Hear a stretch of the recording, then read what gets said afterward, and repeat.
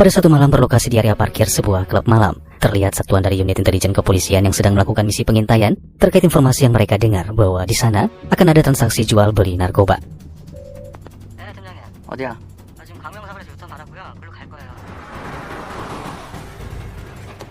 Tak berapa lama sosok yang dicurigai pada akhirnya muncul, yaitu seorang pria bertubuh tambun, di mana ia terlihat membawa sebuah tas tenteng yang berisikan paket narkoba.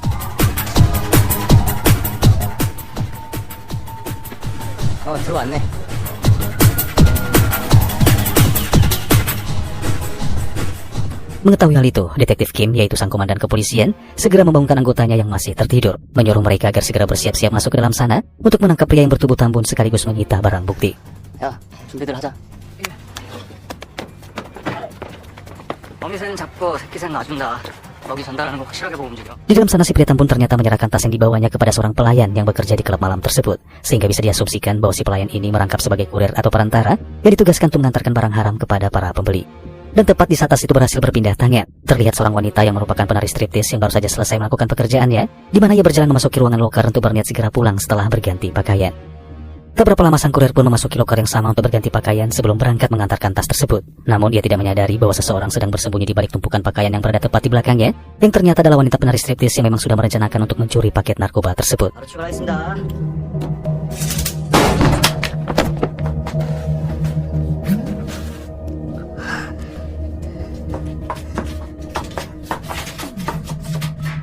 Sementara itu Detektif Kim melihat si pria tambun bergerak meninggalkan lokasi. Tak ingin targetnya lolos begitu saja, saat itu juga ia segera memerintahkan seluruh anggotanya untuk menangkap pria tambun tersebut.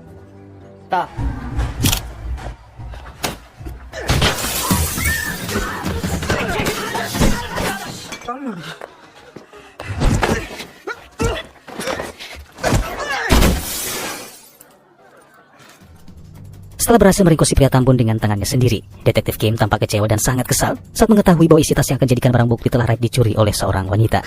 이빨 것들 진짜.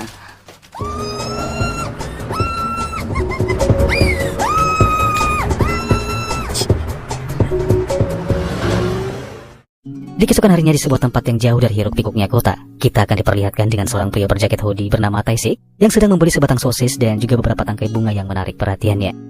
Taisik ini adalah sosok pendiam, terkesan dingin dan sangat kaku, di mana ia selalu bersikap acuh tak acuh pada lingkungan sekitarnya, sehingga stigma negatif yang melekat dalam dirinya membuat Taisik tak memiliki satu orang pun teman. Ia selalu dianggap remeh dan diasingkan karena dianggap sosok yang aneh dan sangat membosankan. Di balik sosoknya yang pendiam, Taisik selama ini diketahui bekerja dengan membuka sebuah toko gadai, di mana orang-orang yang membutuhkan dana tunai biasanya akan datang menggadaikan barang-barang berharga mereka pada Taisik. Di saat ia memasuki apartemen kumuh tempat di mana saat ini ia tinggal, ternyata ada seorang gadis kecil yaitu anak dari tetangganya bernama Somi yang selalu ingin berinteraksi dan mengobrol dengan Taisik. Yang meskipun selalu dicuekin, Somi dengan tingkah polosnya tetap bertahan berharap Taisik akan luluh dan mau mengobrol dengannya. Karena menurut Somi, Taisik ini adalah orang yang baik yang tidak seharusnya dijauhi hanya karena sifatnya yang pendiam. Oh, 소세지다. 나도 소세지 좋은데. Dan benar saja Taisik pada akhirnya luluh. Ia mengajak Somi untuk makan sosis bersama, dan di momen itulah diketahui bahwa selama ini Taisik sengaja mengacuhkan Somi, bukan karena dia merasa terganggu, namun ibu Somi lah yang melarang putrinya untuk mengobrol dengan Taisik, di mana sang ibu tak hanya menganggap Taisik ini orang yang aneh, namun juga menganggapnya seorang pedofil. 아저씨 정말 깡패예요? 사람들이 그러는데 나쁜 짓 하고 숨어 사는 거래. 엄마도 아저씨 성추행범이니까 조심하라고. Tak berapa lama terdengarlah suara ketukan pintu yang membuat Somi sedikit panik. Lantaran suara wanita yang terdengar memanggil namanya di luar sana, ternyata adalah ibu Somi yang sedang mencari putrinya. 아저씨! 문 좀 열어보라니까! 아저씨, 소미 여기 있어? 안 왔는데. 말하는 소리 들었거든? Wanita ini adalah ibu Somi bernama Hyojong, sosok penari striptease di klub malam yang terlihat di awal film, sekaligus orang yang telah mencuri 2 paket narkoba yang saat itu kabur bersama seorang pria. Dan perlu diketahui bahwa Hyojong alias ibunya Somi, sampai saat ini bisa dikatakan aktif mengkonsumsi narkoba. 아니 문을 왜 가리고 있는데? 정소미! 너 거기 있는 거 다 알아! 얼른 나! 문 열어보라니까?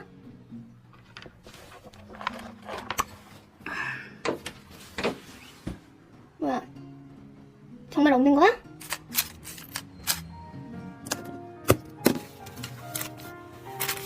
아저씨 경고하는데 자꾸 우리 불러들이지 마. 소미한테 이상한 짓 하면 가만 안 둬. 난 이번에 땀 흘려 시킨 용서해도 애들 건드려 시킨 용서 안 해. 불알을 좀 그렇게 외로우면 데이트 신청하던가. 홍다지도 괜찮고 이쪽이랑 연애도 해줄 수도 있는데 쫄긴. Sementara itu di kantor polisi, terlihat si Tambun pada akhirnya dibebaskan. Barang bukti yang telah lenyap membuat detektif Kim tentu saja tak dapat menahan si Tambun lebih lama di dalam penjara. Di waktu yang hampir bersamaan berlokasi di rumah kediaman seorang mafia bernama Om Yong-gyu, sosok mafia kejam dan sangat berbahaya yang tak segan-segan menghabisi siapapun tanpa ampun jika merasa dikhianati atau dirugikan. Saat ini Om Yong-gyu tengah menginterogasi salah seorang rekan bisnisnya bernama Man Seok dan rekan Man Seok bernama Ram Rowan. Ia terlihat begitu sangat marah saat mengetahui bahwa Man Seok telah menghilangkan 2 paket narkoba yang seharusnya sudah diterima oleh pembeli tadi malam. Meskipun yang menghilangkan barang haram tersebut adalah si Tambun, tetap saja Man Seok dianggap telah lalai karena memilih anak buahnya yang tidak becus dalam melakukan transaksi. 물건 맡겼다만 헐렁한 까먹고 샘플로 들어온 헤로인 못 찾으면 동생 넘어가 싸잡아가 인체 신비자를 보내본다. Sore harinya di apartemen, Hyo Jong didatangi oleh seorang pria yang tiba-tiba mengamuk, membanting dan memecahkan perabotan di dalam sana. Perlu diketahui bahwa pria ini adalah orang yang menyuruh Hyo Jong untuk mengambil barang haram di klub malam sebelumnya, di mana dia mengancam Hyo Jong untuk segera menyerahkan barang tersebut. Namun karena upahnya diberikan 20%, Hyo Jong pun menolak sebelum upahnya diberikan sesuai dengan perjanjian awal. 너 미쳤냐? 물건 어디다 빼돌렸어? 대답 안 해? 반은 먹어야지. 안 그래? 빨리 이러니. 야, 씨발 유정아. 잘한다. 직접 처분하고 잠수타는 그만이야! 할 때면 괜찮은 조건이니까 싫어하지 말고 내일까지 토해내. 너 아직 뒤지려고 작정을 했구나. 잘 생각해. 병신들. Kejadian itu ternyata disaksikan langsung oleh Somi yang berada di dapur. Wajahnya terlihat sangat ketakutan menyaksikan sang ibu diperlakukan tak manusiawi. Namun bagaimanapun juga ia hanyalah gadis kecil yang tak mampu berbuat apa-apa. Ia berandai-andai jika ia memiliki seorang ayah, mungkin kehidupannya bersama sang ibu tidak akan mungkin setragis ini. Dalam keadaan bingung, tertekan dan ketakutan, alam bawah sadarnya kembali mengingat sosok Tae-sik yang ia anggap satu-satunya pria baik sekaligus tempat untuk mencurahkan keluh kesahnya. Sehingga saat itu juga ia melangkahkan kakinya, mendatangi dan mengetuk pintu apartemen Tae-sik, dan ketika dipersilakan masuk, Somi dengan enggan mengatakan bahwa dia berjanji akan pergi secepatnya setelah keadaan ibunya sudah membaik. 진짜요. 엄마 친구들 가면 갈 거예요.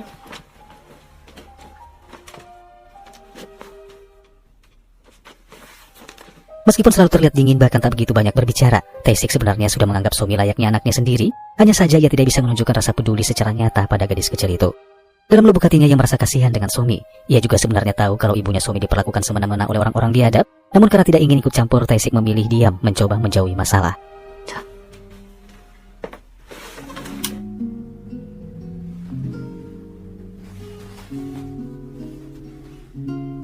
Di pagi harinya saat Tae-sik bangun dari tidurnya, ia mendapati Somi sudah tak lagi berada di tempat tidur dan menemukan secari kertas tertempel di pintu kulkas yang bertuliskan pesan dari Somi.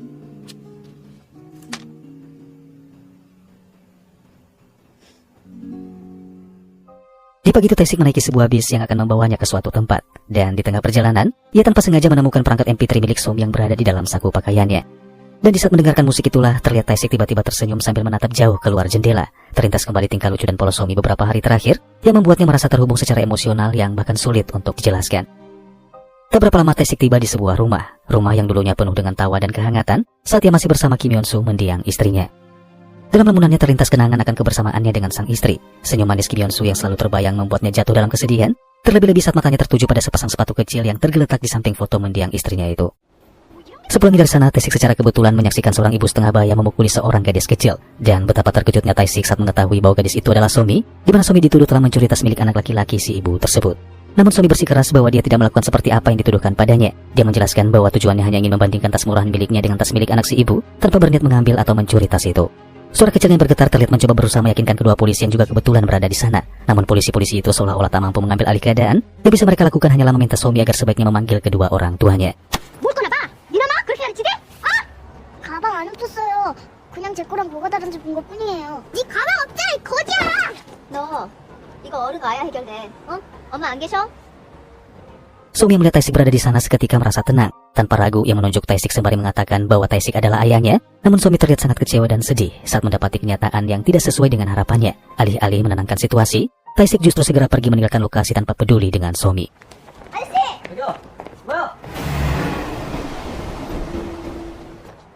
아빠 아니야?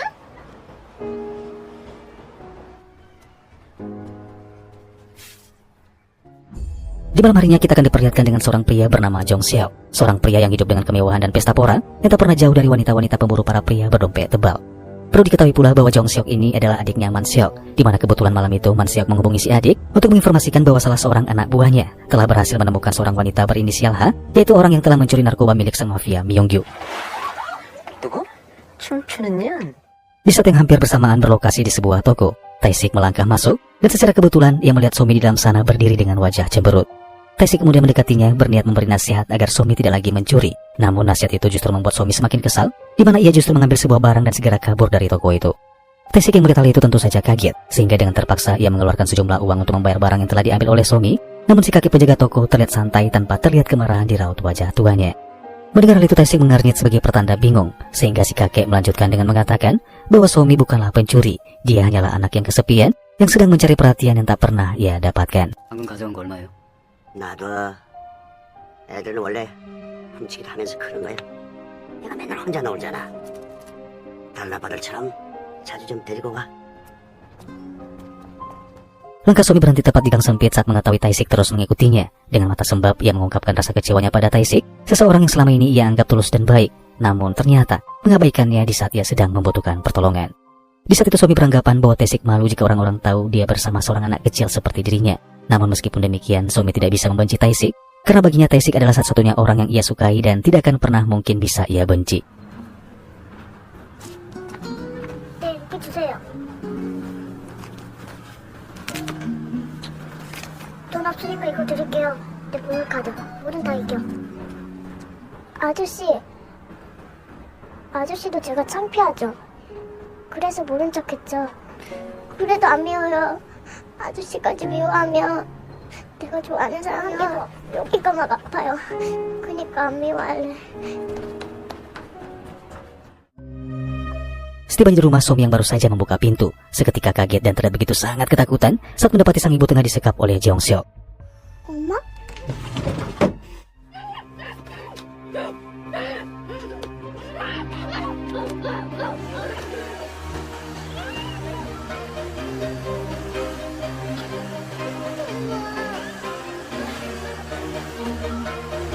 Begitu pula dengan Tae-sik, ia tiba-tiba didatangi oleh anak buah Jeong-seok yang salah satunya adalah si pria tambun yang saat itu juga mengancam Tae-sik dengan sebilah pisau. Namun gangster hanyalah sebuah kelompok yang merasa paling berkuasa jika menyerang seseorang secara beramai-ramai, sehingga mereka melupakan satu hal bahwa sosok yang sedang mereka hadapi saat ini adalah sosok pendiam yang bisa saja berubah menjadi sosok yang tak terduga. 우리가 찾는 물건이 좀 있거든? 협조 좀 해줘야겠다.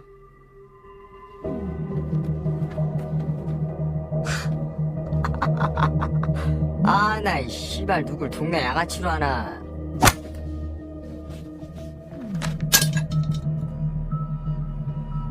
가라.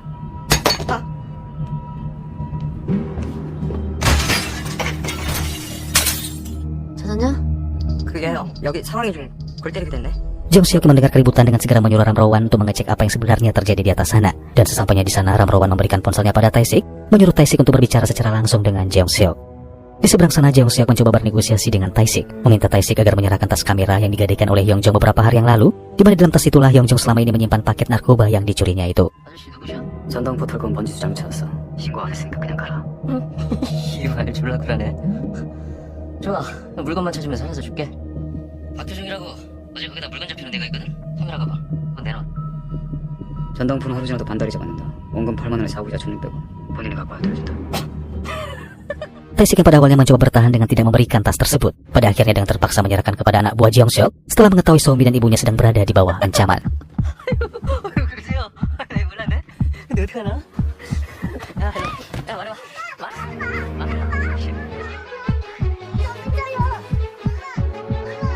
지금 본인이 갈 상황이 아닌데.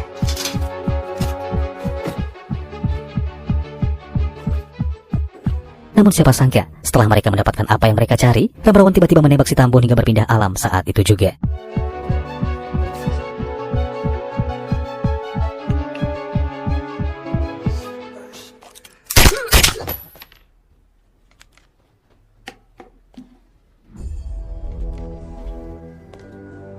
Entah apa tujuan Ramrowan meninggalkan ponselnya yang masih tersambung dengan Jeong-seok, namun yang pastinya Jeong-seok dan antek-anteknya segera meninggalkan lokasi, membawa serta Somi dan juga ibunya.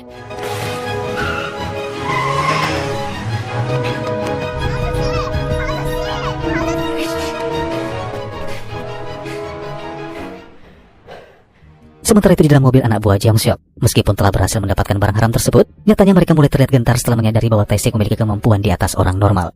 Mereka pun menceritakan hal ini kepada Jeong-seok yang justru tidak percaya. Ia menganggap anak buahnya hanyalah orang-orang pengecut yang selalu memberikan alasan berdasarkan hal-hal yang tidak masuk akal. Di apartemen Tae-sik tak dapat berbuat banyak. Satu-satunya ide yang muncul dalam pikirannya yaitu segera menghubungi polisi untuk melaporkan insiden penculikan tersebut. Namun sayangnya laporan Tae-sik sama sekali tak dihiraukan. Di keesokan paginya Tae-sik menerima telepon dari Jeong-seok dengan nada mengancam. Ia memperingatkan Tae-sik bahwa dia akan menyakiti Somi dan ibunya. Di momen ini sudah bisa ditebak bahwa ancaman tersebut adalah bagian dari rencana licik Jeong-seok untuk menakut-nakuti Tae-sik. Tujuannya jelas, yaitu memanfaatkan rasa khawatir Tae-sik sehingga Tae-sik akan tunduk dan mau mengikuti apapun yang diperintahkan oleh Jeong-seok. Merasa tidak memiliki pilihan, Tae-sik pun dengan terpaksa menuruti perintah Jeong-seok demi melindungi Somi dan ibunya, di mana ia diperintahkan untuk mengantarkan paket narkoba ke markas sang mafia yaitu Myung-gyu. 물건 하나만 건네주면 되거든.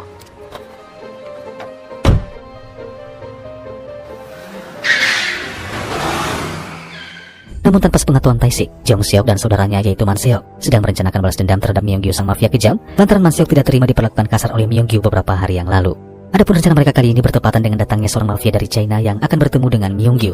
Myung-gyu yang tentunya belum mengenali wajah sang mafia China tersebut, bisa dipastikan akan menganggap Tae-sik adalah mafia dari China itu.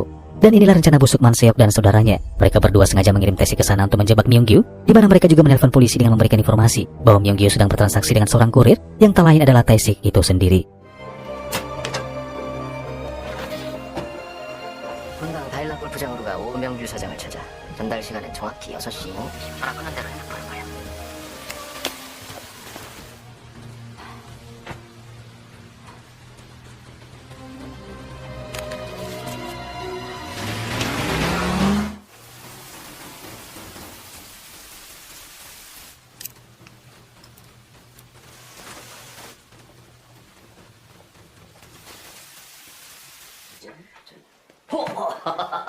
자, 반갑습니다. 자, 이쪽으로. 이쪽으로. 젠메이 콩가오신 맞나? 네. 자, 잠깐만. 혼자 왔더나? 네. 아, 데려가들 겁도 없는갑지, 응? 뭐 하는 거야, 말이야? 허지열 봐. 새끼 독이라도 탄 줄 아나? 당신이 오명규 사장이요. 약속대로 전달했어. 두 사람 보내줘. 뭐고? 니 누가 버려줬노? 아! 정확히 전달했어. 약속 지켜. 뭔 소리야, 이게? 물건은 잘 받으셨나? 만식이? 니 지금 내한테 던지게 하는 지가? 아니면 두 눈 멀쩡히 뜨고 업장 뺏기게 생겼는데 가만히 있을까? Mengetahui ia dijebak, Myung-gyu pun terlihat begitu sangat marah. Ia mencengkeram bungkusan heroin yang berada di atas meja, lalu dengan beringas melemparkannya ke wajah Tae-sik dan menyuruh anak buahnya menghajar Tae-sik saat itu juga.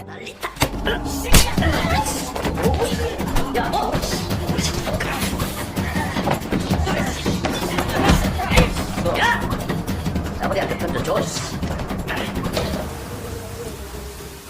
Beruntung buat Tae-sik, jaring raksasa yang terbentang di bawah sana menyelamatkan nyawanya dari amukan sang mafia Myung-gyu. Dalam kondisi masih belum sepenuhnya pulih, Tae-sik melihat Myung-gyu yang sedang mencoba melarikan diri, dan tanpa pikir panjang ia dengan sekuat tenaga merobek jaring tersebut, lalu berlari masuk dalam mobilnya dan menumpukannya ke mobil sang mafia.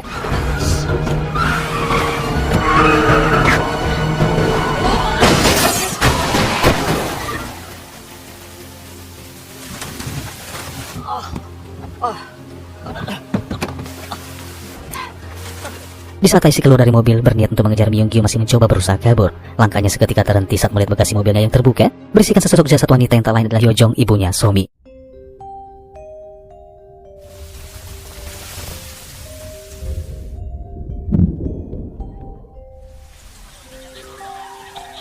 Entah apa yang dirasakan oleh Tae-sik saat melihat jasad Hyojong saat itu. Namun yang pastinya Tae-sik terlihat sangat syok ketika melihat bekas luka jahitan pada tubuh Hyojong yang dipastikan sudah tak lagi memiliki organ dalam.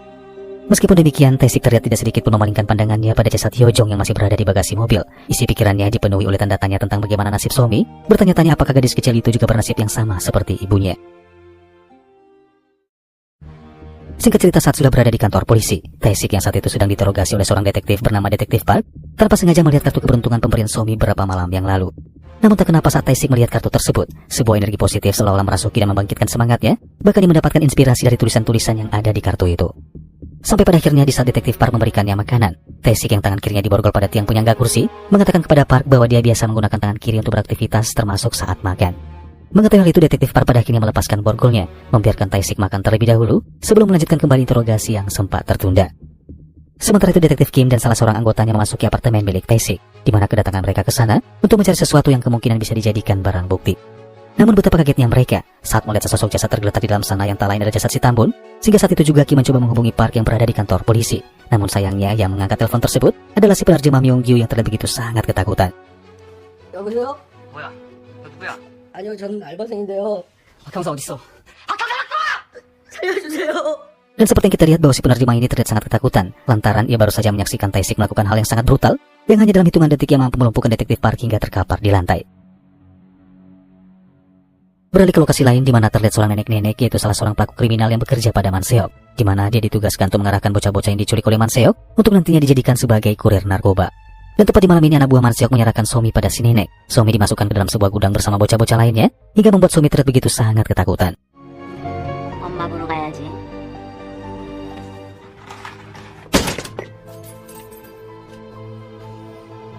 올라와. 엄마는요? 안 올라오면 못 만나.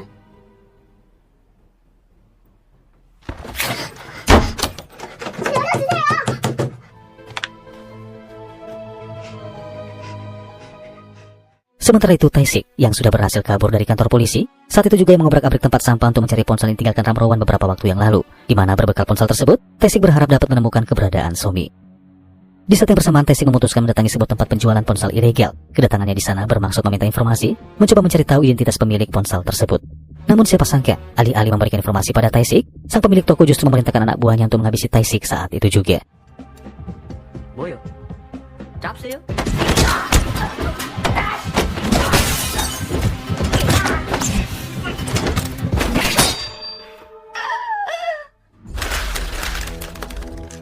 그 2개월에 20씩 사던 놈인데 통남장사예요.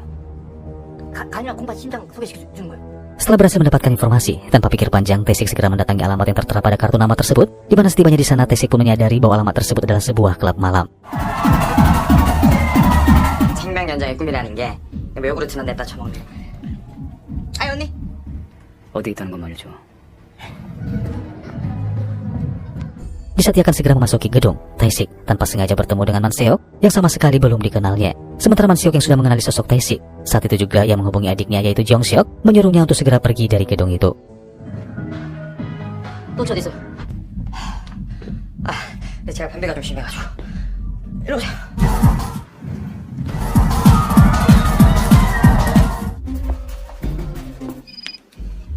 여보세요? 예. 여기가 화장실인데요. Tae-sik pada akhirnya menemukan pemilik dari kartu nama tersebut, seorang pria bernama Kim Do-chi, yang tentu saja kaget saat mengetahui rekan-rekannya dilumpuhkan oleh Tae-sik. Di saat Tae-sik membawa Do-chi keluar dari gedung, ia tidak menyadari kedatangan Ramrowan yang tiba-tiba muncul dan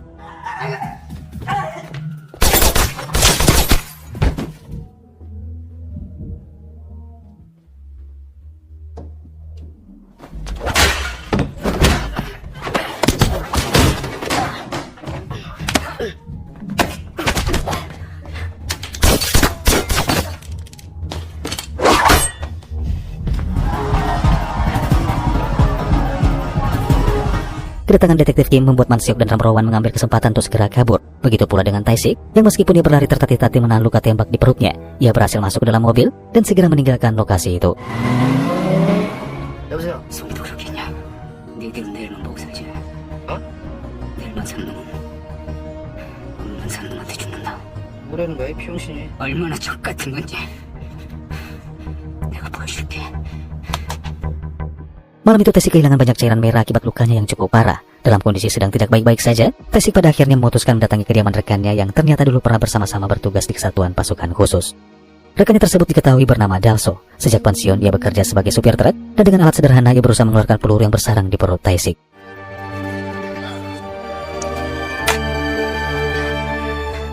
Pada momen inilah kita akan dibawa ke masa 3 tahun sebelumnya, di mana Tae-sik dan sang istri mendapat kabar gembira dari dokter kandungan yang menyatakan bahwa istri Tae-sik mengandung putra pertama mereka. 안아보자. 우리 셋이. Singkat cerita, pada suatu siang, di saat Tae-sik berbelanja perlengkapan ibu dan bayi, tiba-tiba ia menerima pesan berupa kode emergensi dari kantor pusat. Dan setelah membayar belanjaan di kasir, Tae-sik segera keluar dari gedung. Sambil menghubungi rekannya untuk menanyakan perihal kode tersebut, Tae-sik sempat terlihat melambaikan tangan pada istrinya yang sedang ambil besar yang menunggunya di dalam mobil. Sampai pada akhirnya, kebahagiaan Tae-sik berakhir di sini.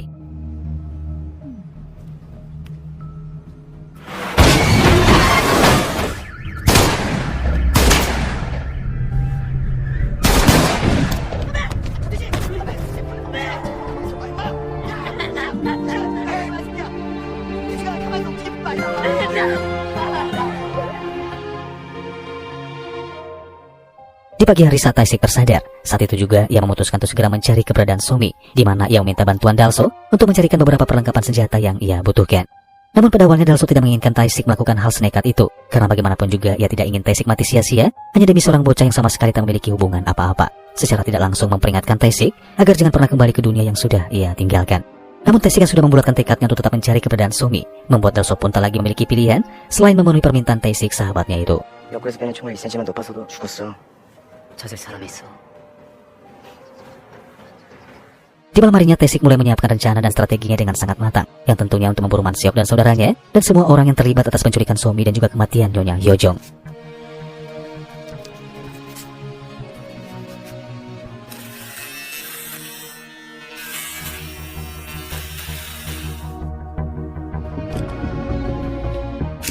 Di saat sedang mencukur rambutnya, entah bagaimana tiba-tiba Tae-sik mendapatkan telepon dari detektif Kim memberitahu bahwa keberadaan Somi berhasil terlacak oleh kepolisian, di mana Somi terpantau kamera CCTV sedang mencuri di sebuah bilik ATM yang berlokasi tak jauh dari pusat kota. 첫째 시계 아는 정보 전부 털어놔. 손이 살아있어. 우리 은행 가산역 지점에서 어제 현금 인출했더라고. 너 안 그러면 정성이 못 찾아. 만석이 종석이. 뭐? 오명규한테 배달시킨 것도 소미 업무 중인 것도 그놈들이야. 내가 하는 건 그게 다야. Setelah mencoba berusaha terbuka dengan memberitahu Kim tentang siapa sebenarnya dalang di balik semua kejadian ini, Tae-sik pun dengan segera memulai pencariannya dengan mendatangi lokasi tersebut yang ternyata adalah sebuah wahana permainan anak-anak. Dan setelah berkeliling mencoba mencari petunjuk, Tae-sik mencurigai beberapa permainan mesin capit yang dioperasikan menggunakan koin, namun ditempeli kertas bertuliskan pesan bahwa mesin tersebut sedang dalam keadaan rusak. Dan saat ia melihat ke dalam tumpukan hadiah, Tae-sik pun seketika kaget saat menemukan salah satu hadiah yang berbentuk keranjang, di mana hadiah tersebut ternyata sama persis dengan kemasan paket narkoba yang sempat dibawanya ke markas Myeonggi beberapa waktu yang lalu. Terungkaplah sebuah fakta bahwa selama ini Man Seok memanfaatkan bocah-bocah yang diculiknya untuk dijadikan kurir narkoboy, karena bahwasanya anak-anak tidak akan dicurigai oleh kepolisian. Terlebih-lebih media yang digunakan untuk menyimpan barang haram tersebut adalah sebuah media permainan anak-anak, yaitu mesin capit, yang tentu saja berisikan narkoboy siap kirim, dan transaksi pembayarannya pun menggunakan ATM sekali pakai. Tae-sik yang mulai memahami cara kerja licik Man Seok dalam mendistribusikan narkobanya. Saat itu juga ia berpikir dengan mengikuti seorang bocah yang saat itu sedang bertransaksi, maka ia akan dengan mudah menemukan keberadaan Somi. Namun sialnya saat ia mengikuti bocah laki-laki tersebut, beberapa orang polisi yang sedang bertugas mencurigai gerak-geriknya, di mana Tae-sik yang menyadari hal itu pun segera berlari tanpa sedikit pun menoleh ke belakang.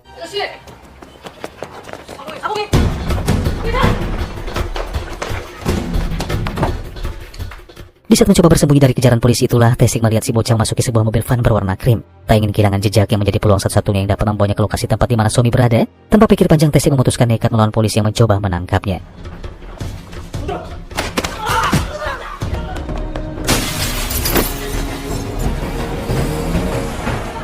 Setelah pencarian panjang, pada akhirnya Tae-sik berhasil menemukan mobil van yang terparkir di halaman sebuah gedung, yang merupakan tempat di mana Man Seok bersaudara memproduksi narkoba mereka, atau pada umumnya disebut dengan lab narkoba.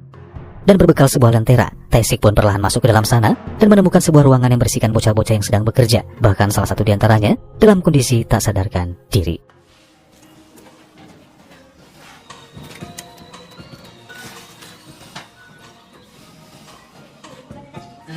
지랄을 한다 지랄을.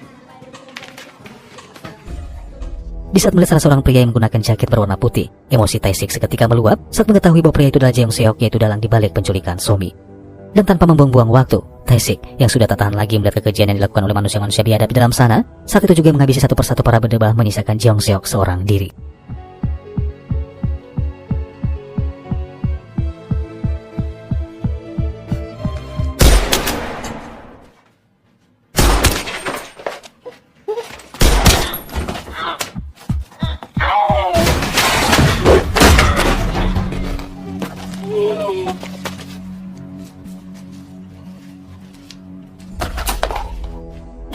Setelah mengevakuasi bocah-bocah ke tempat yang dirasa aman untuk sementara waktu, segera Tae-sik menghubungi Man Seok menggunakan ponsel milik Jeong Seok. Dalam percakapan mereka melalui telepon, Tae-sik meminta Man Seok agar memberitahu di mana keberadaan Somi, sembari mengancam akan menghabisi Jeong Seok jika Man Seok tetap menolak memberikan informasi. Dan tentu saja sangat disayangkan, Man Seok justru lebih peduli dengan bisnisnya dibandingkan adik kandungnya sendiri, sehingga dengan terpaksa Tae-sik menghabisi Jeong Seok dengan meledakkan sisi gedung menggunakan zat adiktif yang tentunya mudah meledak dan terbakar.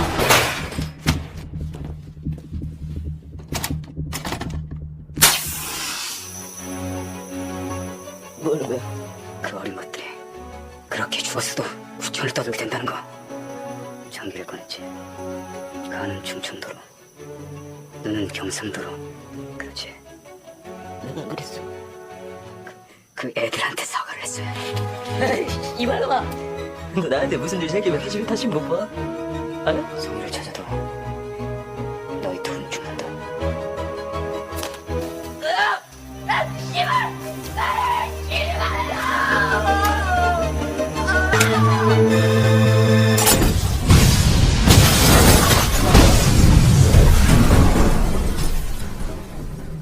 Sementara itu terlihat Somi yang ternyata sudah dipindahkan ke tempat lain bersama seorang dokter bedah organ. Terlihat pula di sana Ramrowan yang ditugaskan mengawasi. Namun kali ini ia menatap Somi dengan ekspresi sedih. Ia merasa tak tega melihat Somi yang tak lama lagi akan bernasib sama seperti ibunya. Tak berapa lama satuan kepolisian menggerebek tempat penampungan, meringkus si nenek beserta anak buah Manseok yang masih tersisa, di mana mereka juga menemukan bocah-bocah yang disekap di dalam sebuah ruangan. Dan dari si nenek inilah, para polisi mendapatkan nama seorang dokter bedah yang bekerja untuk Manseok. 엄마는 어디 있는데요? 내가 심장을 꺼냈거든. 그러니까 아저씨, 우리 엄마 살아있죠? 어디 있어요? 엄마 만나게 해주세요. 아저씨. 어떻게 됐어? 이름 나왔어 이름 오상만 외과 개업했다가 약물 복용으로 3년 6개월 맞은 놈인데 별명이 500명이래. 이 미친 새끼가 500명 배 갈아보는 게 소원이라고. 그 새끼 위치 추적해.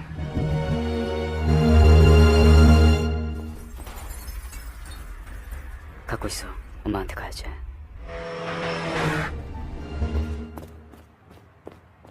Sementara itu Taesik tiba di markas Manseok bersaudara. Tanpa rasa takut ia nekat masuk ke dalam sana, membuat seluruh anak buah Manseok menertawakan Taesik yang hanya seorang diri. 왜? 꼴랑 못한 게? 너 정체가 뭐냐? 그 꼬마가 뭐라고 여기까지 온 거야? 옆집 아저씨. 너 도라이 정신병자지? 종석이 어딨어? 송이가 먼저다. 받아.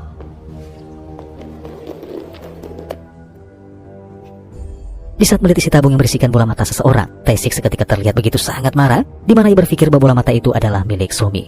걔가 천당으로 엄마 찾으러 갔어. 근데 눈깔이 없어서 못 찾아. 내 동생 어딨어? 내 동생 어딨어? 눈치가 몇 개냐? 뭐? 나 전담 판다. 금리빨 받아. 금리빨 빼고 무조리 씹어먹어 줄게.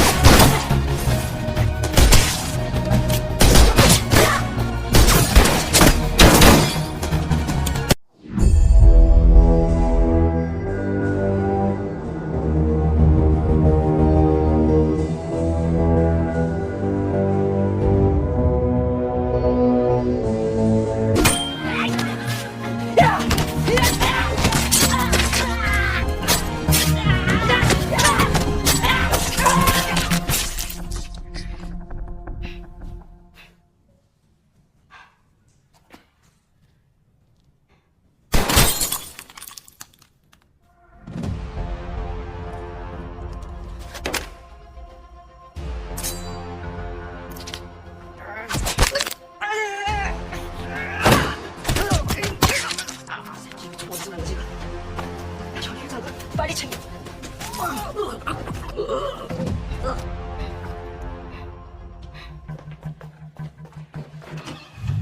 빨리 잘 새끼야!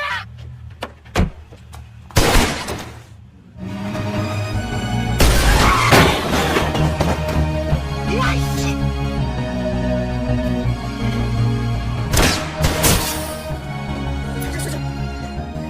여기 살인 사건아, 빨리 와! 미친 짓을 하면 될 거 아니야, 빨리 와, 이 새끼야! 왔어! 야, 왔어! 너 작전은 끝났어, 이 개새끼야! 이거 반탕이라고, 이 병신아! 야, 이 개새끼야! 아직 한 발 남았다. Setelah semua para berdebah dibantai hingga tak tersisa, pada kenyataannya Taesik yang terlihat kuat, beringas dan brutal ini pun tetap saja menganggap dirinya adalah seorang pria lemah yang telah gagal untuk yang kedua kalinya. Rasa bersalah yang kian menyelimuti perasaannya membuat Taesik merasa bahwa dia sudah tak mampu lagi menjalani hidup dengan normal. Sehingga saat itu juga dia memutuskan untuk melakukan bundir dengan segera meletakkan pistol tepat di kepala. Namun baru saja akan menarik pelatuk senjata,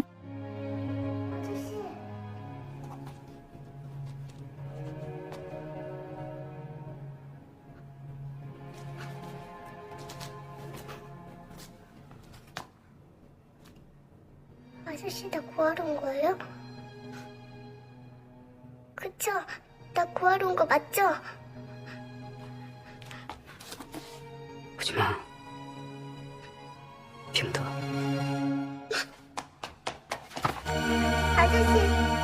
아저씨가 저 구하러 온 거 맞죠? 그쵸? 맞죠?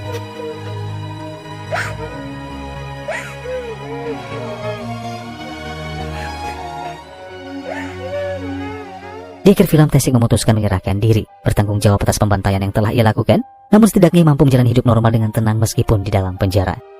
Sebelum film berakhir, diberitahu bahwa kedua bola mata yang sempat dilihat Taesik sebelumnya adalah mata milik dokter bedah atas aksi Ramrowan, di mana saat itu Ramrowan yang masih memiliki rasa kemanusiaan pun merasa tak tega, memutuskan menghabisi sang dokter berikut mengambil matanya untuk diserahkan pada Man Seok. Di tengah perjalanan membawa Taesik menuju kantor polisi, Taesik tiba-tiba meminta satu permintaan, meminta Kim untuk mengizinkannya membawa Somi berbelanja di toko si kakek. 부탁 하나 합시다. 꼬메이, Setibanya di sana, Taesik membeli tas dan perlengkapan alat tulis buat Somi. Lalu ia mencurahkan permohonan maafnya atas ketidakpeduliannya pada Somi beberapa waktu yang lalu. Dan saat itulah, pada akhirnya Taesik tersenyum pada Somi dan film pun selesai. 미안하다. 그때 모른 척해서 미안해. 너무 아는 척하고 싶으면 모른 척하고 싶어져. 그게 무슨 말이에요? 나도 몰라. 처음 봐요. 아저씨 웃는 거. 혼자 사는 거야. 할 수 있지?